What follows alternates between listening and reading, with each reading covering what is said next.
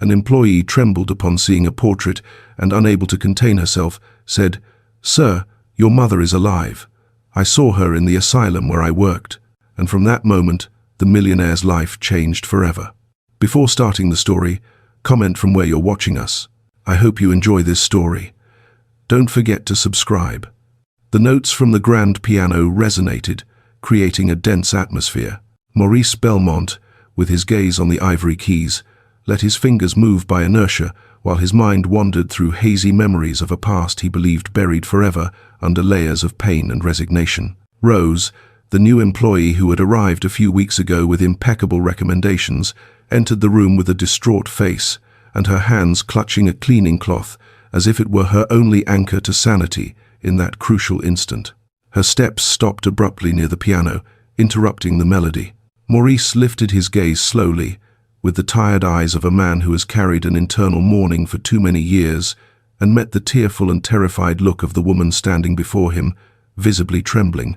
"Mr. Maurice, forgive my boldness and my lack of control, but there's something that God won't let me keep silent about any longer, or my soul will be condemned forever in the hell of cowards," exclaimed Rose, with a voice broken by sobs she tried to repress without success in front of her employer.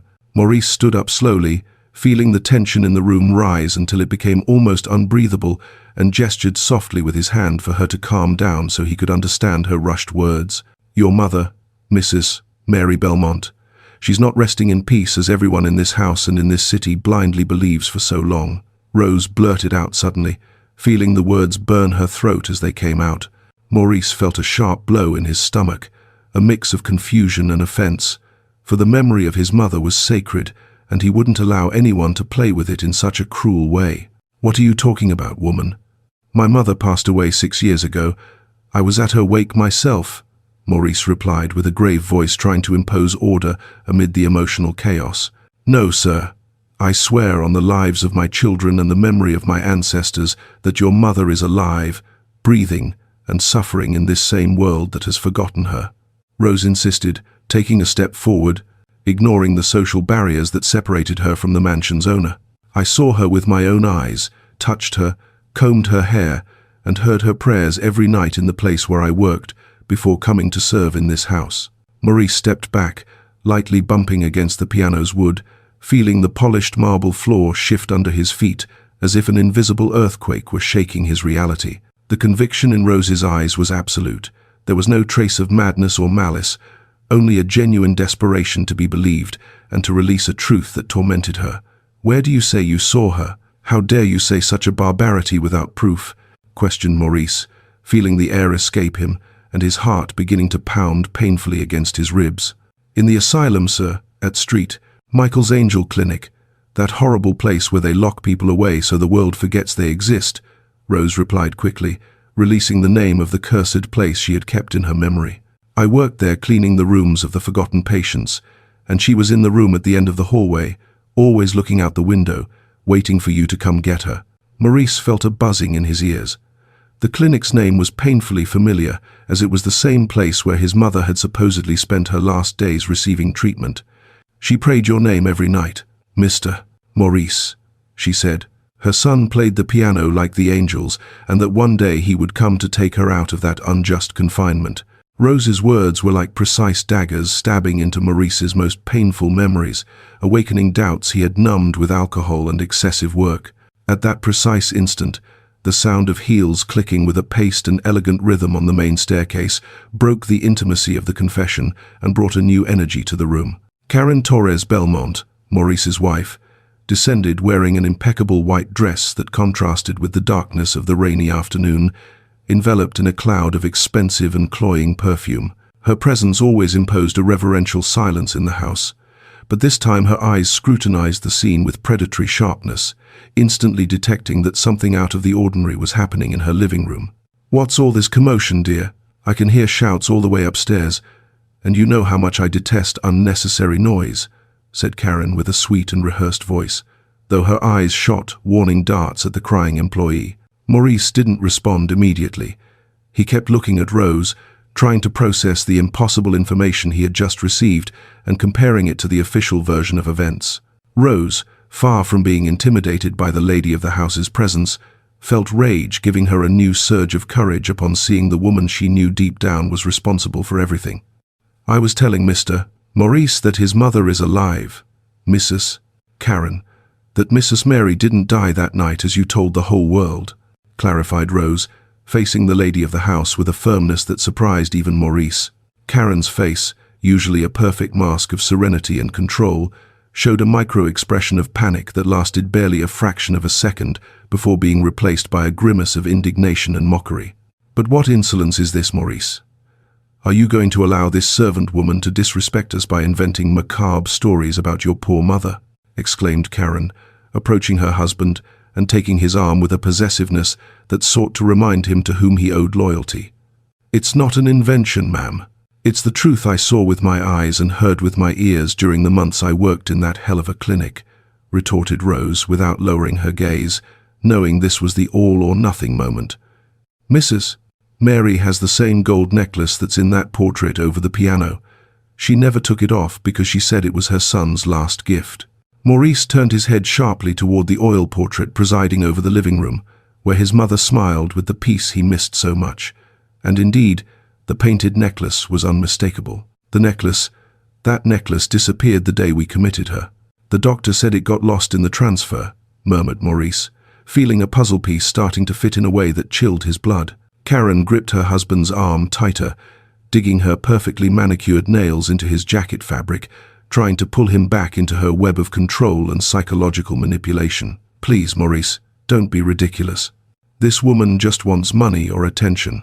It's typical of uneducated people to invent dramas to profit from decent families," hissed Karen with contempt, trying to discredit the witness before her words took deep root. But Maurice gently freed himself from his wife's grasp and stepped toward Rose, looking at her with an intensity seeking any trace of lie in her gestures or trembling voice. "What else did she tell you? If it's true you spoke to her, tell me something only my mother could know, something no one else in the world knows," demanded Maurice with a hoarse voice, desperate for proof to confirm or dismiss the madness. Rose wiped her tears with the back of her hand and took a deep breath, searching her memory for the whispered conversations in the darkness of room 217. "She told me about the lullaby, sir, the one she sang to you when you had nightmares as a child and couldn't sleep because of fear of the dark," Rose began to recount softly. "She said the lyrics were about a silver boat sailing through the clouds, and the captain was you, searching for stars to give her." Maurice felt his knees buckle and had to lean on the piano to avoid falling, for that song was an intimate secret between mother and son that he had never shared with anyone, not even Karen. Tears began to well in the man's eyes, breaking the barrier of coldness he had built over years to survive his mother's absence.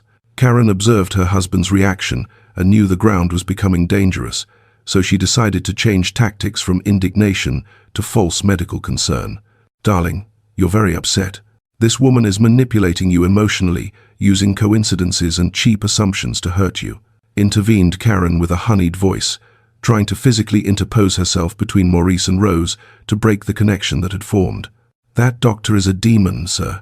He knew perfectly well your mother was sane and took envelopes of money to keep her locked up and silent," shouted Rose, pointing accusingly at nothing, as if the doctor were present in the room. Maurice raised his hand, demanding absolute silence. His mind was a whirlwind of contradictory emotions, but doubt had installed itself irreversibly in his heart. "Enough, both of you. I need silence to think and process all this happening in my own home," ordered Maurice, with an authority he hadn't exercised in a long time, surprising Karen, who retreated, offended. "Rose, go to your room and don't come out until I call you. I don't want you talking about this with anyone else in the staff." The employee nodded humbly, knowing she had planted the seed of truth and that now it depended on the employer's conscience whether that seed germinated or died. Karen tried to protest, arguing she should fire her immediately, but an icy look from Maurice stopped her cold, freezing the words on her red-painted lips. When Rose left the room, silence fell over the living room again. But this time it wasn't a peaceful silence, but one loaded with suspicions and unanswered questions. Maurice turned to his wife, observing her as if she were a stranger, noticing for the first time the rigidity of her posture and the barely disguised fear in her clear eyes. "Why didn't Dr. Villalobos ever let me see my mother's body before the burial, Karen?" asked Maurice with a terrifying calm that made his wife swallow hard. "You know why, honey. It was for your own good. The heart attack had left her in bad shape, and he wanted you to remember her as she was in life. Beautiful and serene, she replied, reciting the excuse that had worked for years. But this time the words sounded hollow, false, like a lead coin falling on a glass table, revealing its lack of value. Maurice walked to the window and looked at the rain, remembering the phrase Rose had mentioned about the silver boat and the clouds. My mother always said lies have short legs and that truth, though late, always comes to collect its debt with interest, murmured Maurice to himself, feeling anger begin to replace sadness inside him. Karen approached cautiously from behind and placed her hands on her husband's shoulders, trying to give a relaxing massage that in the past always worked to dispel his doubts. Are you stressed from work, my love? Tomorrow all this will seem like a ridiculous nightmare caused by a resentful employee, she whispered near his ear. Maurice tensed at the touch, feeling a physical repulsion he had never experienced before toward the woman he shared his life and bed with. He pulled away abruptly and walked toward the living room exit, leaving Karen alone with her reflection in the mirror and the growing fear that her empire of lies was about to collapse. That night, the Belmont mansion sank into a restless darkness where no one could find true sleep, each trapped in their own thoughts and fears. Maurice locked himself in his study, surrounded by old photo albums and legal documents, searching for any inconsistency he had overlooked in his grief. Karen, in her bedroom, made frantic calls in a low voice, biting her nails and pacing like a caged animal sensing danger. Rose prayed in her small staff room, clutching a worn rosary in her hands, asking God to give Mr. Maurice strength to face what was coming. And outside, the rain continued falling, washing the outer world, while inside the house, the moral dirt began to surface. Maurice found in a forgotten drawer an old journal of his mother's, where she noted her thoughts and concerns before being committed, and he began reading avidly for clues. The trembling letters on the last pages spoke of fear, of feeling watched in her own home, and of the distrust caused by her son's new wife. She looks at me as if I were an obstacle to be eliminated, and I fear my son is too blinded by love to see it, Maurice read aloud, feeling tears roll down his cheeks as he recognized his mother's handwriting. Doubt turned to certainty, and certainty to an imperative need for action to discover what had really happened behind those clinic walls. Meanwhile, Karen burned papers in her bedroom fireplace, watching the flames consume receipts and notes that could incriminate her if anyone decided to investigate deeply. Her face, illuminated by the fire, showed no remorse, but a cold determination to protect her status and comfort at any price, even if it meant destroying whoever crossed her path. She didn't know fate had already rolled the dice and the game had changed, turning her from the master player into the prey of her own actions. The dawn arrived slow and grey, finding Maurice dressed and ready to leave with a steely determination shining in his red eyes from insomnia. He wouldn't rest until he found the truth, even if that truth shattered everything he thought he knew about his life, his marriage, and his own identity as a son. The story of the tragedy had begun long before that rainy night, in the sunny days when the Belmont mansion still echoed with genuine laughter and the benevolent authority of Mrs. Mary. She had built the family empire alongside her late husband, brick by brick, and ruled her home with a mix of firmness and unconditional love that kept the family united. Maurice was her pride, an educated and sensitive man who had inherited her talent for business, but also her soft heart, a quality Mary feared would be his downfall. Karen Torres's arrival in Maurice's life was like a cold wind entering through a poorly closed window, subtle at first but capable of freezing the entire atmosphere over time. Karen, from a once wealthy family fallen on hard times, saw in Maurice not just a husband, but the master key to reclaim the social and economic status she believed she deserved by birthright. From the first day Karen stepped into the mansion as Maurice's fiancée, a silent and undeclared war was established between her and the family matriarch, camouflaged under polite smiles and empty compliments. Mary, with her intuition sharpened by years, immediately perceived the unchecked ambition in her future daughter-in-law's eyes and the lack of genuine warmth in her gestures toward Maurice. That woman loves you, son, but she loves herself and what you represent more. Mary had warned him one afternoon in the garden while pruning the roses. Maurice, blinded by infatuation and Karen's dazzling beauty, dismissed his mother's concerns as natural jealousy of someone fearing displacement in her son's heart. The wedding was celebrated with over-the-top opulence, organized almost entirely by Karen, who ensured every detail screamed money and power to the four winds. Once installed in the house as Mrs. Belmont, Karen began a systematic and slow campaign to isolate Maurice from his mother's influence, using emotional manipulation as her main weapon. She subtly complained that Mary was meddlesome, that she criticized her way of dressing or running the house, always playing the victim in her husband's eyes. "I just want us to be a modern family, Maurice. But your mother clings to old customs and makes me feel this will never be my home," Karen would cry in the bedroom's intimacy. Maurice, caught between love for his mother and the desire to please his wife, began yielding ground, asking Mary to be more flexible and gradually withdraw from household decisions.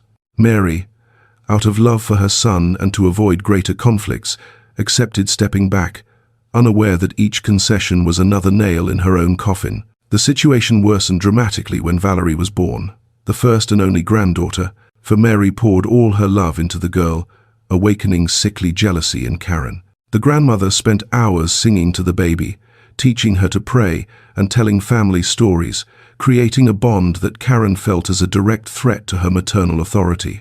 "I don't want her filling her with those old ideas, Maurice. Your mother is obsessed with the girl and doesn't leave me space to be a mother," argued Karen, beginning to insinuate that the elderly woman was losing touch with reality. It was then that small household accidents began appearing, which Karen attributed to Mary's carelessness, like leaving the gas on or doors unlocked. In reality, it was Karen herself orchestrating these incidents, moving objects or turning off lights to confuse her mother-in-law and then accuse her of senility in front of Maurice. Mary, though older, was perfectly lucid and realized the traps her daughter-in-law set, but every time she tried to defend herself, she sounded paranoid to her son's ears. "Maurice, I didn't leave that stove on. I swear I turned it off after making tea," Mary would say with anguish, seeing doubt grow in her son's gaze. "Mum, maybe you forgot. It's normal at your age to have lapses, don't worry," he would reply condescendingly, repeating the words Karen whispered to him at night. Mary's frustration grew day by day, seeing her word lose value against her daughter-in-law's perfectly constructed lies, feeling increasingly cornered in her own home. Karen took advantage of every family dinner to highlight Mary's supposed mistakes, looking at her with false compassion that humiliated the elderly woman more than any direct insult. The final blow in this phase of Karen's plan was introducing Dr. Ernest Villalobos into the family circle, presented as a casual friend and medical eminence. Villalobos was an ambitious and unscrupulous man, with gambling debts that made him vulnerable and willing to sell his professional ethics to the highest bidder. Karen met him at a charity event and quickly identified him as the perfect accomplice for her plan to get rid of the annoying old woman without dirtying her hands directly. "My mother-in-law is very ill, doctor. We need a discreet professional opinion to help my husband accept reality," Karen told him in their first private meeting, slipping a thick envelope into the doctor's pocket. Villalobos got the message instantly and began visiting the mansion frequently, observing Mary with clinical eyes and noting non-existent symptoms in his leather notebook. Villalobos earned Maurice's trust, showing himself compassionate and concerned, using complex medical terms to explain normal aging behaviors as signs of severe dementia. "Maurice, your mother's brain is deteriorating faster than we thought. These forgetfulnesses are just the tip of the iceberg of a neurodegenerative condition," the doctor sentenced one afternoon in the study. Maurice, scared and without medical knowledge to refute the diagnosis, began seeing his mother not as the strong woman who raised him, but as a fragile patient needing constant supervision. Mary tried to talk to her son alone, warn him about the strange alliance between his wife and the doctor, but her words were interpreted as typical persecution delusions of her illness. Mary's loneliness became absolute in her own home, surrounded by servants who dared not speak and a family that looked at her with pity or contempt. Karen began restricting Mary's access to little Valerie, claiming the elderly woman could be dangerous to the girl in a moment of mental confusion. This broke Mary's heart, who spent afternoons crying in her room, hearing her granddaughter's laughter in the garden without being able to approach. "It's for safety, Mum. Understand you're not well," Maurice would say with a broken heart, repeating the script Karen and Villalobos had written for him. The elderly woman took refuge in prayer and the piano, playing sad melodies that echoed through the house like a ghostly lament that deeply irritated Karen. That noise is going to drive me crazy, Maurice. You have to do something. We can't live in a constant funeral, complained Karen, pressing for the next step in her macabre plan. One night, Karen staged the definitive incident, breaking a valuable vase in the living room and scratching her arm, screaming to wake the whole house. When Maurice came running, he found Karen crying on the floor and Mary standing nearby, confused by the noise and scene. She attacked me, Maurice. Your mother attacked me because she says I stole her house, screamed Karen, pointing accusingly at the elderly woman who looked at her with horror and disbelief. I didn't do anything, son. I came down because I heard a noise. She was already on the floor, defended Mary, but the circumstantial evidence and Karen's acting were too convincing. Maurice, horrified and believing his mother had lost total control, made the decision that would mark his life with eternal guilt.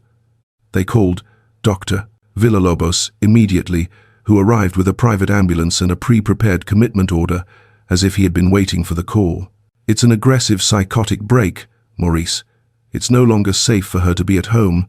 She needs containment and specialized treatment, affirmed the doctor, while two nurses held Mary. The elderly woman didn't scream or fight physically. She just looked her son in the eyes with such deep disappointment that it chilled his soul.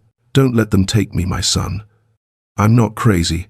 It's her who's lying, whispered Mary as they took her out of the house she had built herself. Maurice stood at the door, hugging a falsely sobbing Karen to his chest, watching the ambulance lights take his mother into the darkness. That night the mansion fell into sepulchral silence, broken only by the sound of starting rain, foreshadowing years of sadness. Karen poured herself a glass of wine in the kitchen, smiling for the first time in months, feeling finally the sole owner and lady of everything around her. She didn't know a mother's love is a force that transcends walls, false diagnoses, and even apparent death. Maurice went up to his mother's now empty room and sat on her bed, smelling the faint perfume still impregnating the pillows, feeling the first twinge of a doubt that would take years to bloom. Thus began Mary's exile and Karen's reign of psychological terror, built on the most painful betrayal a son can commit against his mother. The old staff was gradually dismissed in the following weeks, replaced by new personnel who didn't know the history nor had loyalty to the matriarch. Karen wanted to erase any trace of Mary, redecorating the house, changing furniture, and storing the portraits in the dark and dusty attic. But the house had memory, and every corner, every creak of wood, and every ray of light remembered the woman who had been unjustly expelled. Meanwhile, at St. Michael's Angel Clinic, Mary awoke in a white and bare room, understanding her struggle had just begun and her faith would be her only weapon. The transfer to St. Michael's Angel Clinic was the start of a bureaucratic and medical nightmare, meticulously designed to strip Mrs. Mary of her identity and human dignity.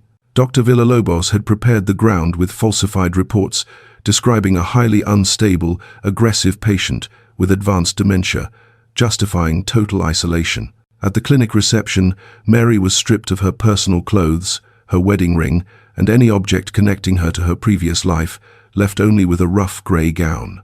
It's for your safety, Mrs. Belmont. Here we're all equal, a stone-faced nurse told her while storing her belongings in a black plastic bag. Mary tried to maintain composure, standing as tall as she was, showing they could take her jewels but not her innate nobility. Maurice visited the clinic a week after admission, anxious to see his mother and ensure she was getting the best care as Villalobos had promised. However, the encounter was carefully orchestrated by the doctor and Karen to be an emotional disaster, confirming the false diagnosis.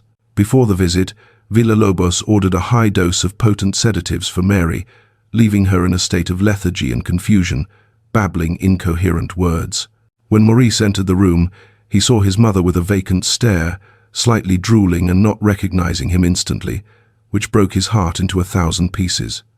"Mom, it's me, Maurice. I've come to see you," he said, taking her limp hand, hoping to see the usual sparkle in her intelligent eyes. Mary, fighting against the chemical fog clouding her mind, managed to focus on her son and tried to speak, but her tongue felt heavy and clumsy in her mouth. "Get me out, trap," she managed to articulate with titanic effort, but to Maurice they were just guttural sounds and senseless phrases. Villalobos, present in the room like a sinister guardian, placed a compassionate hand on Maurice's shoulder and shook his head sadly. "I'm so sorry, Maurice. The disease is advancing fast."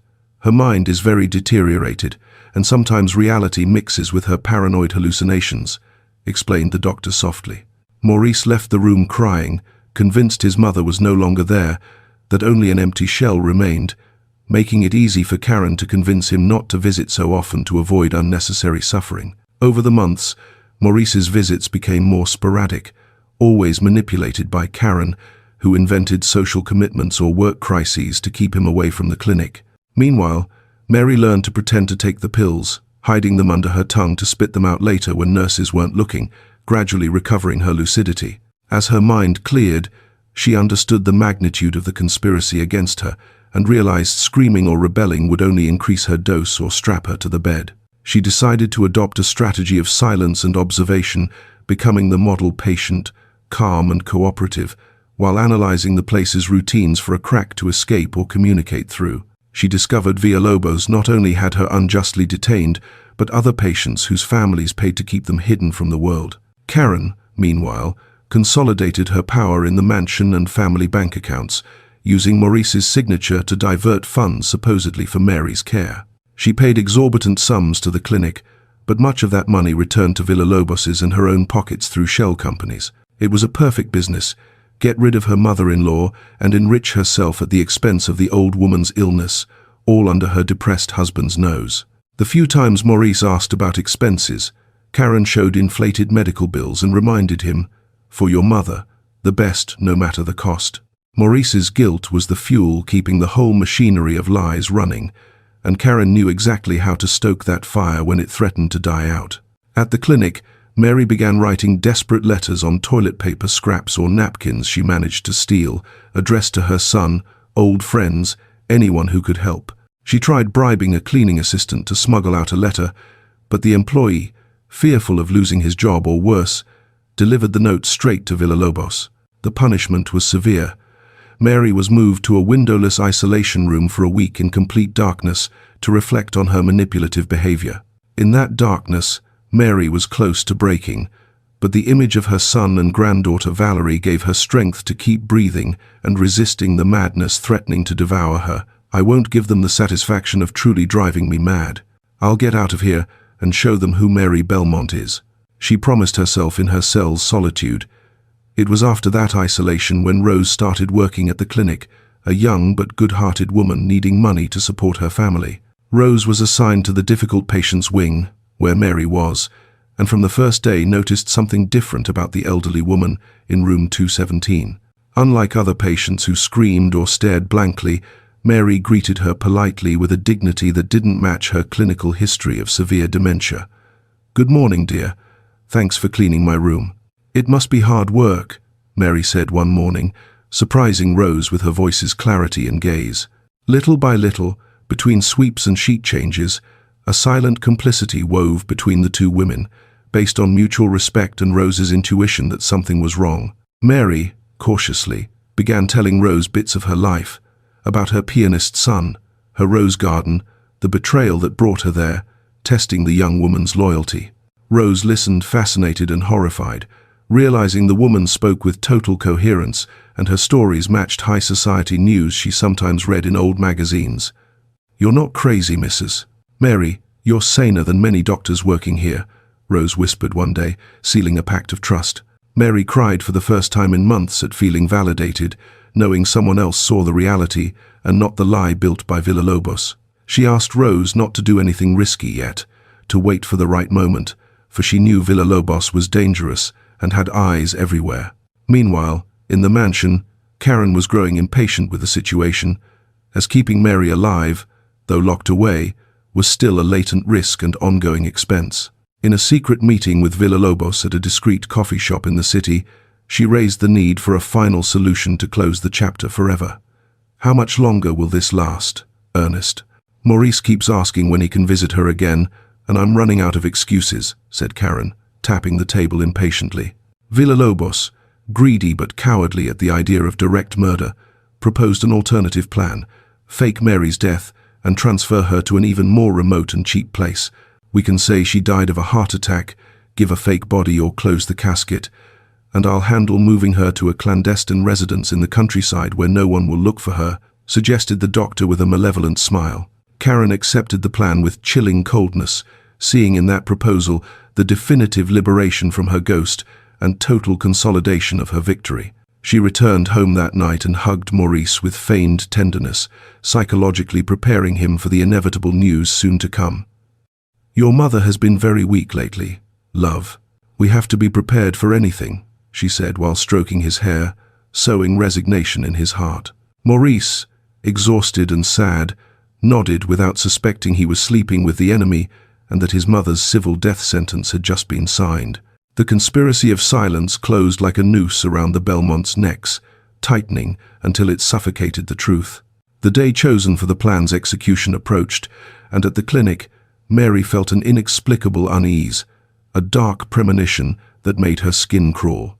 She gave Rose her most precious possession, which she had managed to hide in a mattress hole, the nacre rosary Maurice had given her as a child. "Keep it, dear, and if something happens to me one day or they take me from here, find my son and give it to him. He'll know what it means," she entrusted urgently. Rose hid the rosary in her uniform, promising to fulfill the mission, unaware destiny would test her much sooner than imagined. The perfect storm of lies was about to explode, and only a cleaning employee's fragile promise remained as hope against absolute darkness. St. Michael's Angel Clinic was an old brutalist architecture building with grey concrete walls that seemed to absorb the little sunlight, daring to touch its rough, cold surfaces. Inside, the atmosphere was an oppressive mix of industrial disinfectant smells, overcooked food, and the subtle but unmistakable odor of accumulated human despair over decades. For Mrs. Mary, accustomed to her home's warmth full of wood, velvet, and fresh flowers, this sterile environment was constant sensory torture aimed at breaking her spirit. Her days were measured not by hours but by nurse shifts and the medicine cart's arrival, a monotonous routine designed to nullify the will. Despite everything, Mary maintained iron discipline. She got up, washed with the sink's cold water, and prayed the rosary using her fingers to count the Hail Marys, since the physical one she had given to Rose. Her room, number 217, was a white cube with a small barred window overlooking a cement inner courtyard where nothing green grew, only weeds in the cracks. From there, Mary watched the sky, her only fragment of freedom left, and spoke to the clouds, imagining they carried her messages to her son's window. "Don't forget me, Maurice. I'm still here. I'm still your mother," she whispered to the wind, fighting the insidious voice of depression telling her she had already been forgotten.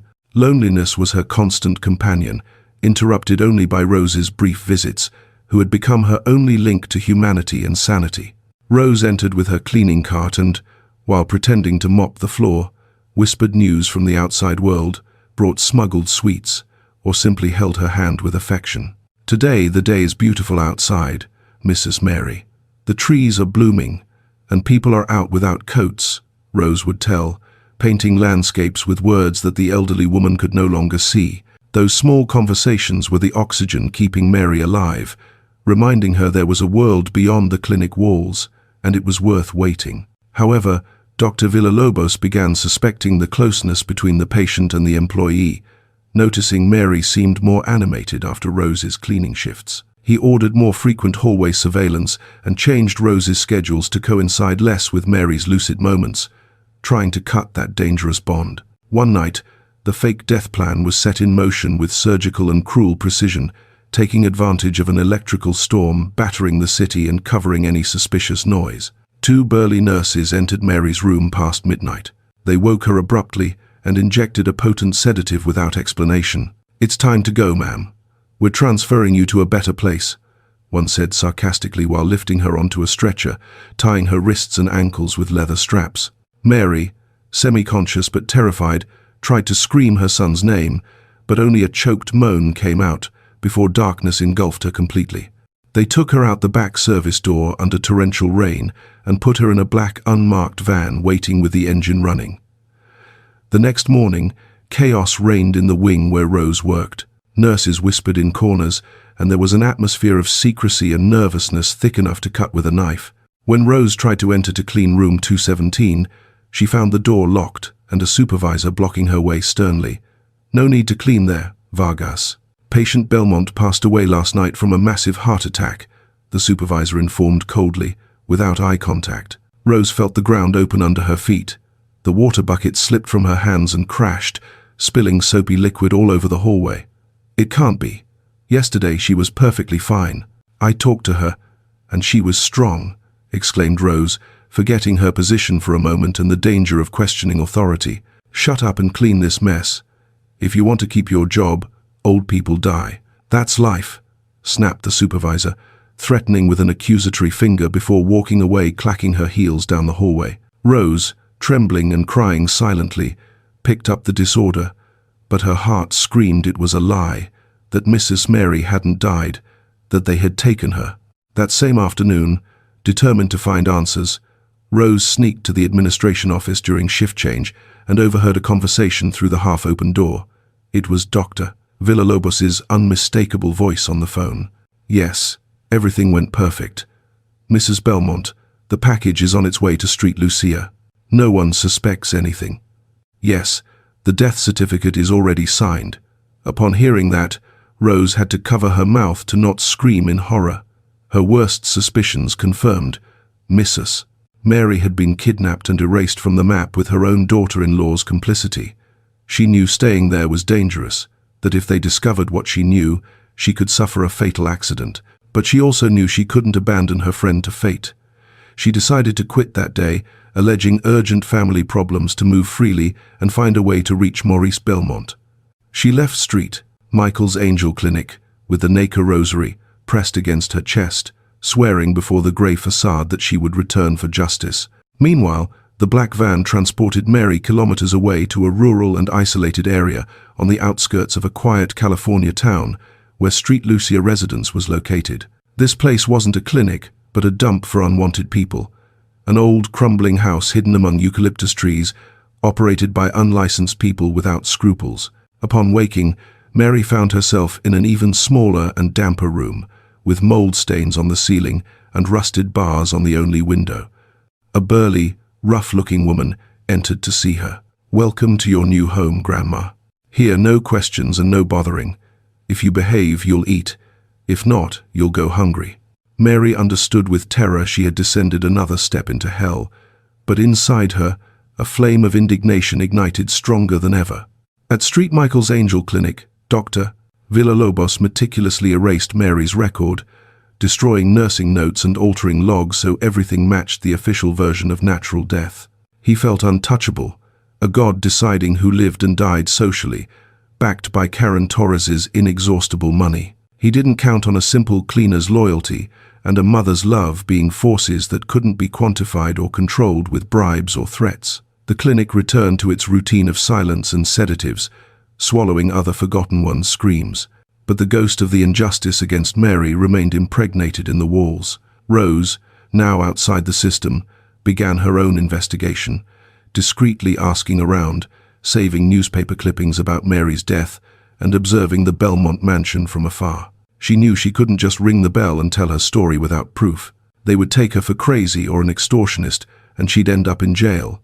She needed a plan. She needed to get into the house, earn Maurice's trust, and find the precise moment to strike the blow to the lie. Years of waiting passed, working in other houses, saving and praying. But never, not one day, did Rose forget the promise made in room 217. Mary, in her confinement at Street Lucia, aged physically. Her hair turned completely white, and her skin wrinkled like parchment. But her mind stayed sharp, praying and remembering every detail of her previous life. She clung to the memory of her son's piano music, humming the melodies softly to not forget who she was and where she came from.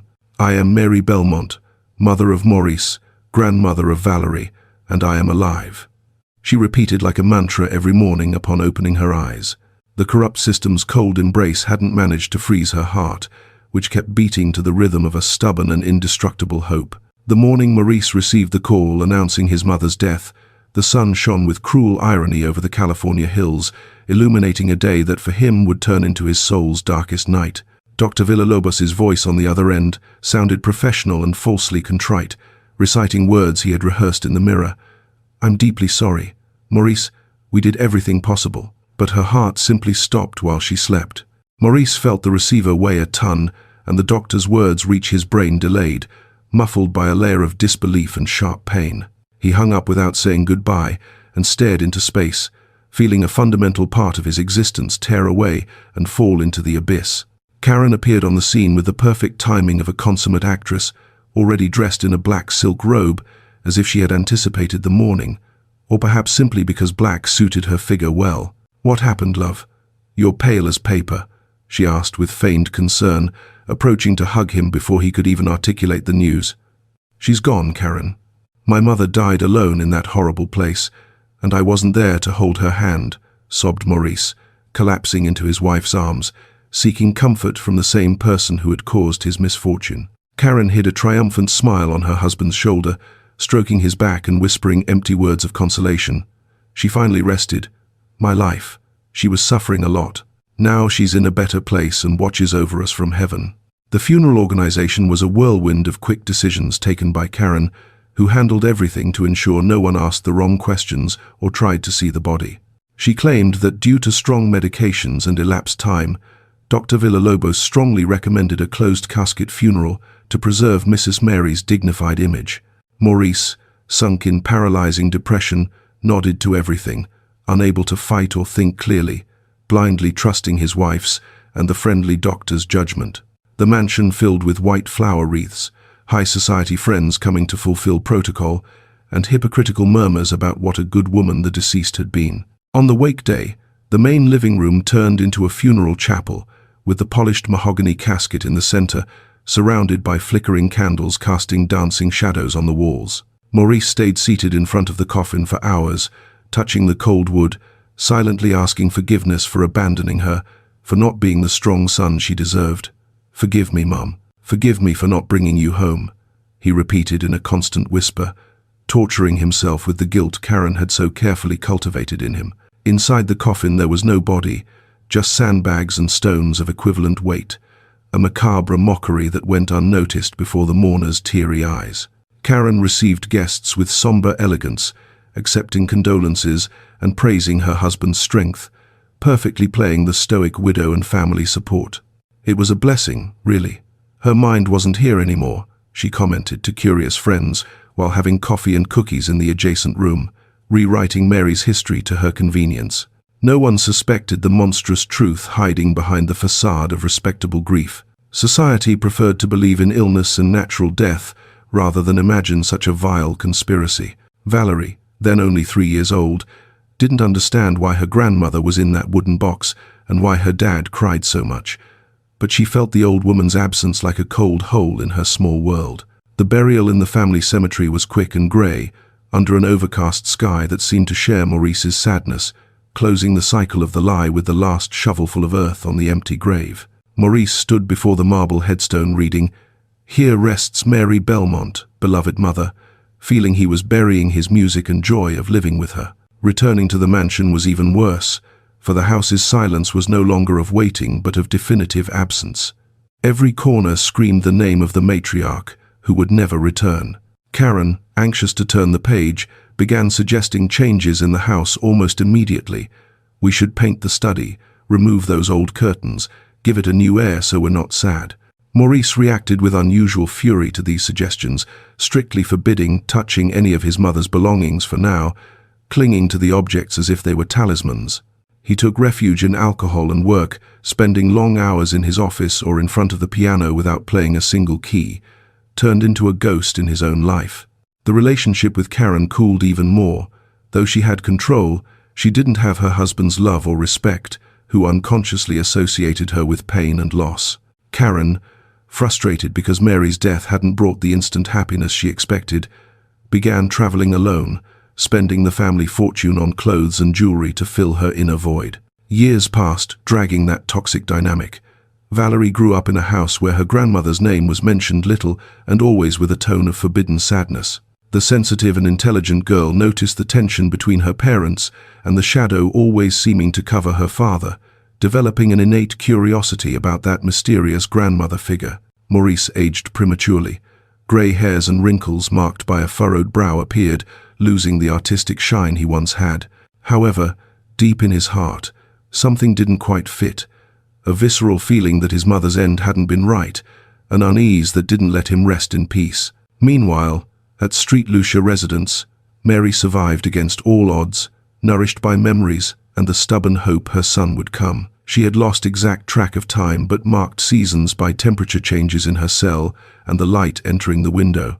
She didn't know her son brought flowers to an empty grave every Sunday, nor that her daughter-in-law spent her inheritance in Paris or Milan. She lived in a limbo of suspended existence, legally dead to the world and a prisoner to the real one. Karen's lie seemed perfect and indestructible, shielded by official certificates and time's passage that erases suspicions. But lies, no matter how well built, are like houses of cards, needing only a breath of wind in the right direction to collapse. And that wind was already blowing, slowly approaching in the form of a former cleaning employee who never forgot a promise and a curious girl about to climb to the attic. The grief built on lies was about to face the most alive truth ever. 6 years had passed since the fake funeral, and the Belmont mansion had changed superficially, modernized to Karen's cold and minimalist taste, losing much of its original classic charm. However, there were forbidden and forgotten zones in the house, accumulating dust and secrets, like the large attic on the upper floor that no one ever went up to. Valerie, now a vivacious and curious 9-year-old, felt an irresistible attraction to those unexplored corners, seeking adventures to escape the rigid and silent atmosphere her mother imposed. One rainy afternoon, similar to the one when it all began, Valerie took advantage of her mother being at the social club and her father at the office to sneak upstairs to the attic. The attic smelled of old wood, mothballs, and stopped time. Light filtered through a dirty skylight, illuminating dust particles dancing in the air like tiny golden fairies. Valerie began exploring among cardboard boxes, old travel trunks, and furniture covered with white sheets that seemed like static ghosts waiting to be awakened. In a corner, behind an old coat rack, she found a large painting turned to the wall, as if punished or hidden in shame.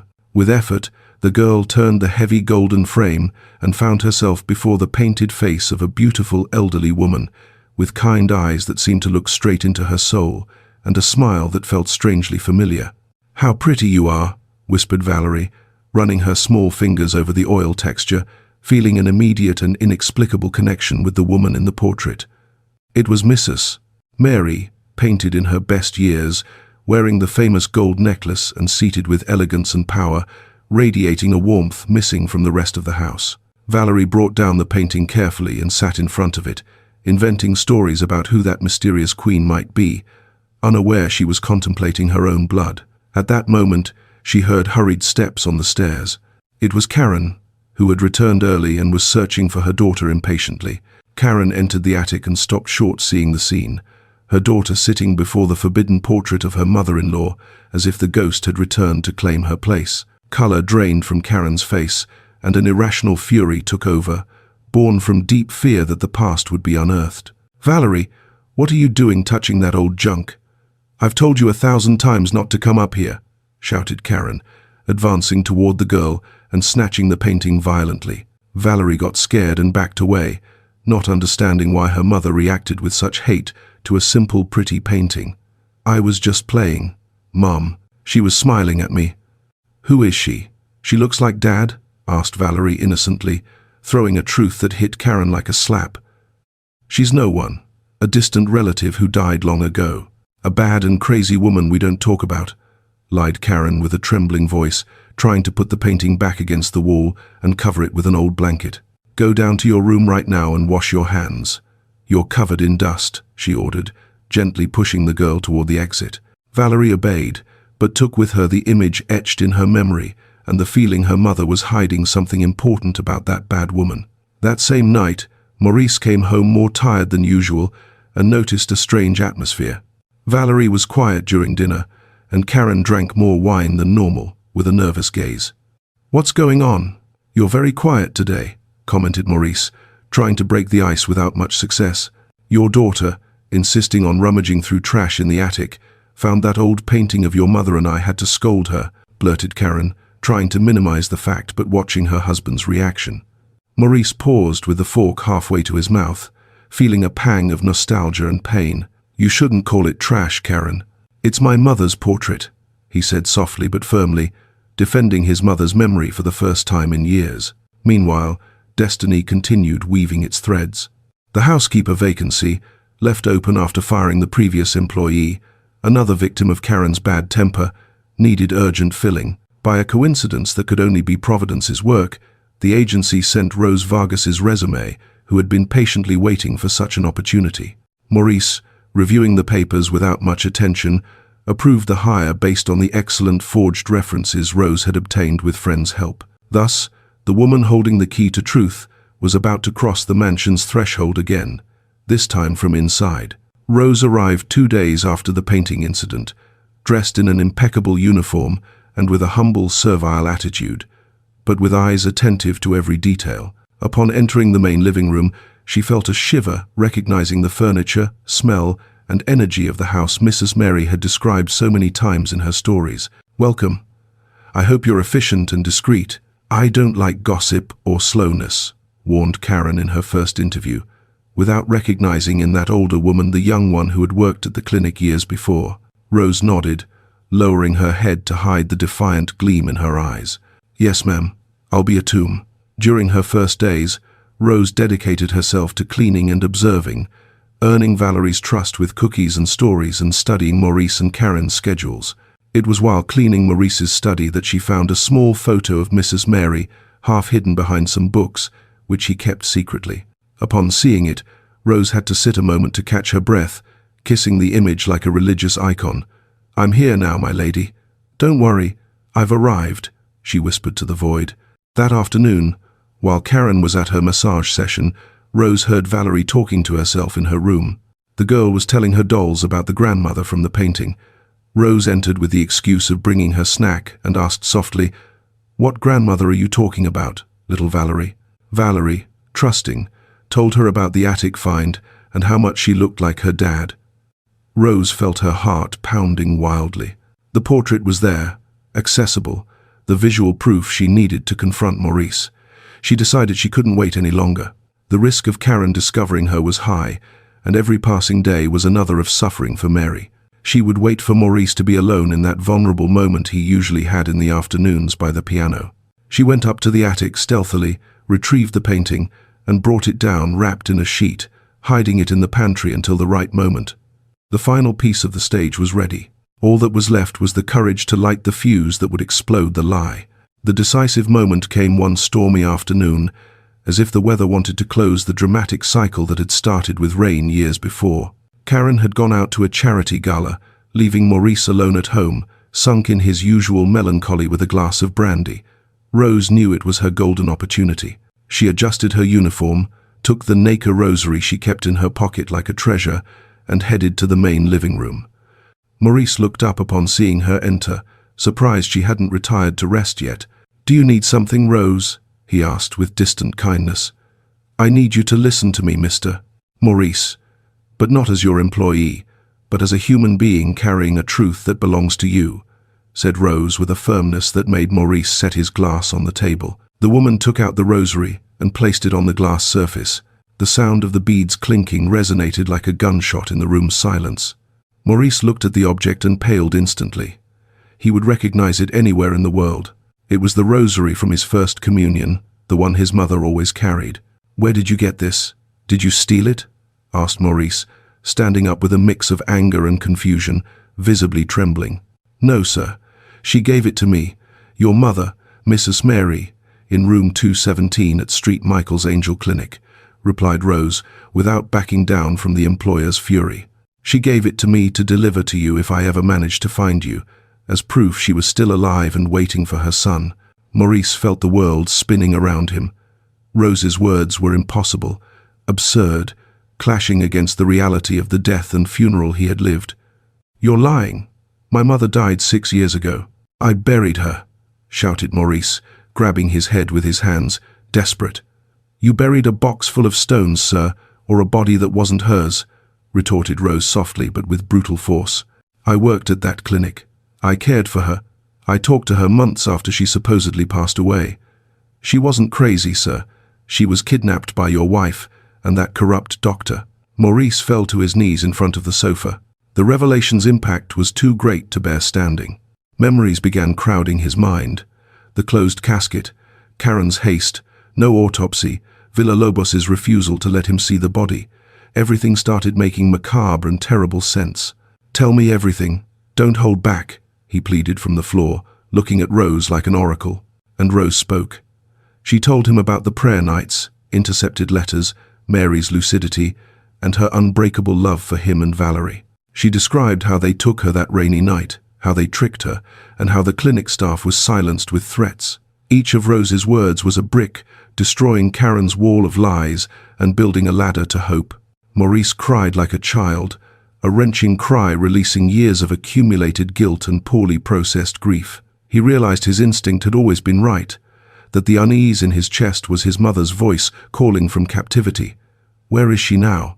Is she still alive?" he asked with a choked voice, fearing it was too late. "I don't know for sure, sir. They took her to a place called Street Lucia in the outskirts. But if God is just, she's still resisting because she's a woman of steel," replied Rose, offering her hand to help him up. In that moment, Maurice stopped being the defeated and manipulable man he had been for the last decade. A cold and calculated fury took over him. It wasn't just anger, it was a son's determination who had failed and had one last chance to redeem himself. "We're going to find her, Rose, and I swear on my life that those who did this will pay for every tear she shed," sentenced Maurice, clutching the rosary in his fist until his knuckles turned white. It was then Rose brought the attic painting and placed it before him. "Look at her, sir. She's the same woman I saw, the same gaze. Don't let anyone tell you otherwise ever again." Maurice caressed his mother's painted face, renewing the protection promise he had broken years ago. There were no more doubts, only a clear and urgent mission. The front door opened at that instant, and Karen's heels echoed in the foyer. She was returning from her party, drunk on champagne and arrogance, unaware she was entering the wolf's mouth. Maurice signaled Rose to stay by his side and turned toward the entrance, waiting for his wife with an expression that would make the devil himself tremble. The confrontation was imminent.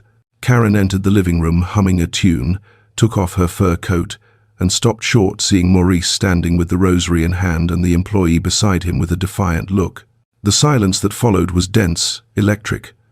"What are you doing up? And what is this woman doing here at this hour?" asked Karen, sensing something was terribly wrong. Maurice didn't respond immediately, just stepped toward her, showing the rosary. "Hello, Karen. Mom sends greetings from the hell you condemned her to," said Maurice, with a voice so icy that Karen felt her blood freeze in her veins. Karen's face went from confusion to absolute terror in seconds. She tried to laugh, tried to play the indignation card, but Maurice's gaze disarmed her completely. "What are you talking about? You're drunk, Maurice. You're saying nonsense," she babbled, backing toward the door, seeking an instinctive escape route. "No, Karen. For the first time in years I'm completely sober and awake," he replied, advancing implacably. "I know about the clinic. I know about the empty casket. I know you paid Villalobos to kidnap my mother. Rose has told me everything." Karen looked at Rose with pure and visceral hate. "That servant is lying. She's a thief. She must want money," she screamed, losing the elegant composure that always characterized her. "The only thief here is you, who stole my mother from me and stole my life," exploded Maurice, throwing a glass against the wall that shattered, scaring Karen until she fell into an armchair. "Confess, where is she? If you tell me now, maybe I'll have mercy and not turn you into the police immediately." Cornered and seeing her web of lies destroyed, Karen broke, began crying, but not tears of remorse, but of frustration and self-pity. "I did it for us. She hated us, Maurice, and always meddled in everything. She wouldn't let me breathe. She wanted to turn you against me," she screamed hysterically, revealing her true selfish nature. "I just wanted her gone, to leave us in peace. The doctor said it would be easy, that she'd be well cared for." Her confession was the final proof Maurice needed, though hearing it from her lips hurt more than any physical wound. "Well cared for? You threw her in a hole to rot while you spent her money on dresses and parties," said Maurice with disgust, looking at her like an unrecognizable monster.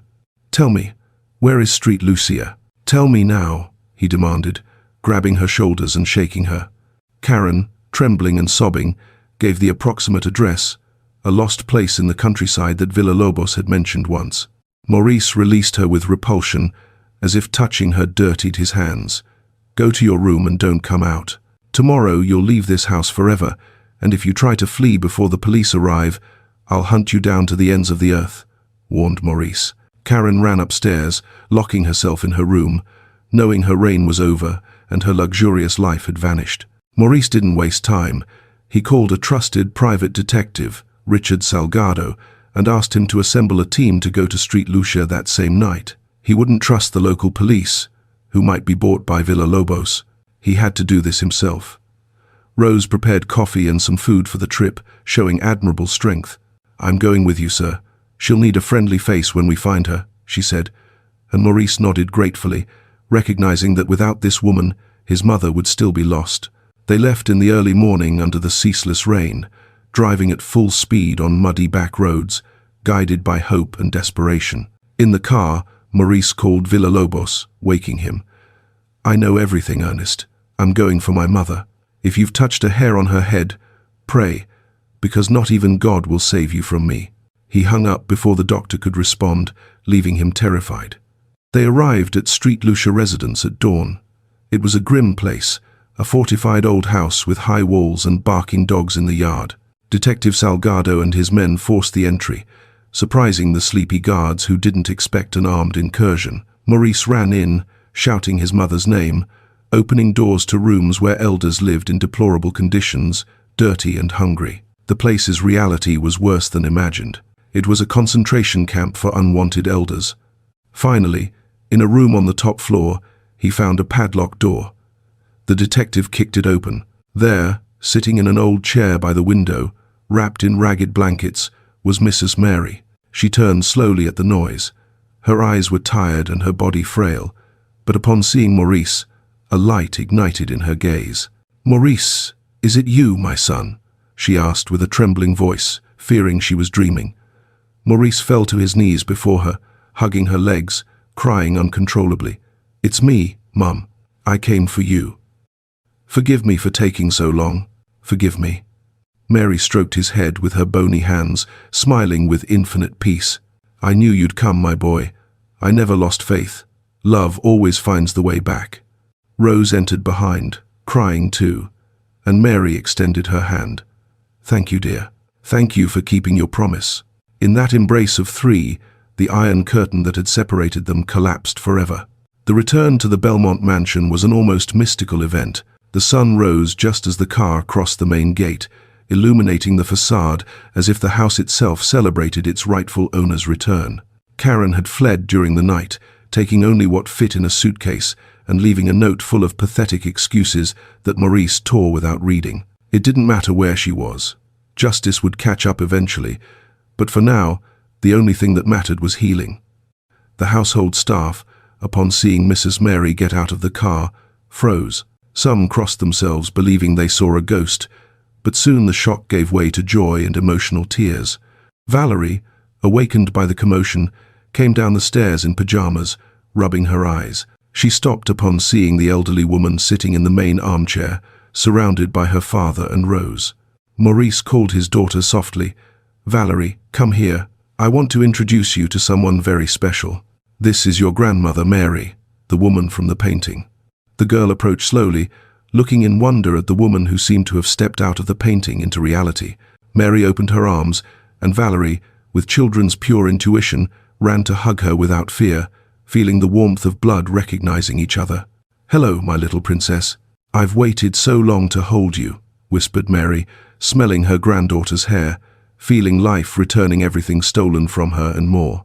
The following days were of slow but beautiful reconstruction.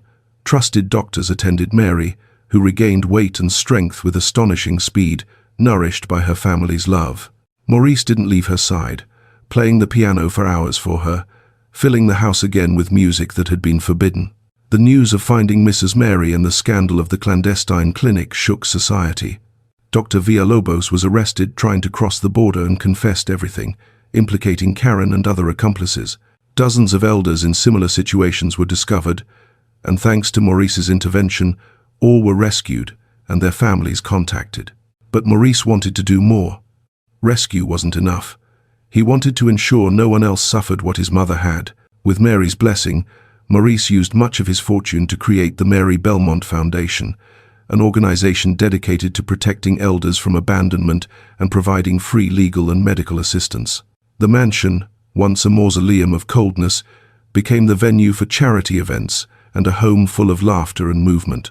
Rose was named operations director of the house, holding a place of honor in the family, no longer as a servant but as the loyal guardian who saved the lineage.